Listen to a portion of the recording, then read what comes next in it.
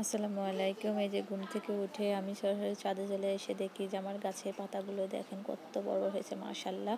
তাই দেরি না করে সরাসরি গাছের পাতা তুলতে শুরু করলাম। ঘুম থেকে উঠে যে নিজের গাছের সবজি, শাক এভাবে তুলতে পারবো, এটা কখনো হয় না। মানে এটাও আল্লাহর একটা রহমত বলতে গেলে। দেখেন কত বড় পাতা, মাশাআল্লাহ মাশাআল্লাহ।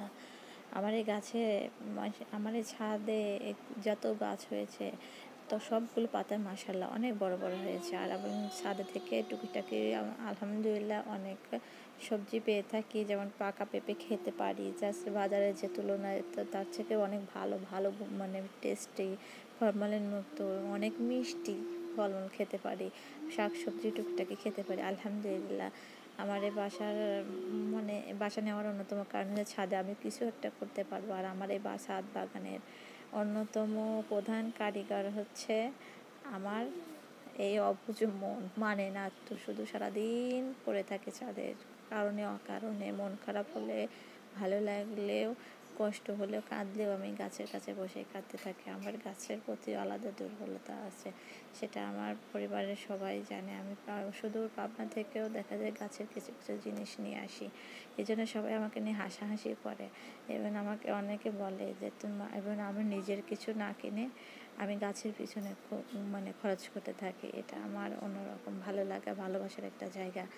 ইভেন আমার ছেলে, সেও আমার গাছের প্রতি মানে অযত্ন করে না, সেও আমাদেরকে হেল্প করে, আমার হাজব্যান্ডে হেল্প করে, জন্য আমি আজ পারি এরকম গাছ থেকে সবজি তুলতে পারছি, সবজি ফলাতে পারছি। আমি কি বলবো, এই লাস্ট মানে লাস্ট গত এক বছরে আলহামদুলিল্লাহ অনেক অনেক সবজি মানে অনেক টুকিটাকি খেয়েছি। তো এই লাস্ট এক বছরে পুঁই শাকটা অনেকটা খাওয়া হয়েছে। আবার নতুন এই বছর নতুন গাছ তুলতেছি, এই নতুন গাছ থেকে এই যে পুঁই শাকগুলো দেখেন, আকাশ মেঘলা, আমার ছাদ থেকে কত সুন্দর ভিউ হয় যা বলার বাইরে। আমার ছাদ থেকে আমি সব কিছু উপভোগ করতে পারি। আমি বলে বোঝাতে পারছি না, আমার ছাদটা এতটাই সুন্দর, মাশাআল্লাহ আলহামদুলিল্লাহ।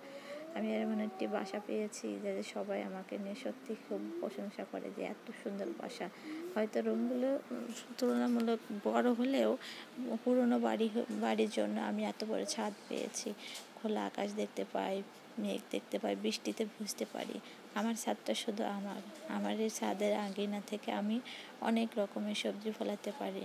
আমার পরে অন্য একদিন আপনাদের সবাইকে আমি আমার এই ছাদ বাগানের কী কী গাছ আছে সব কিছু দেখাবো।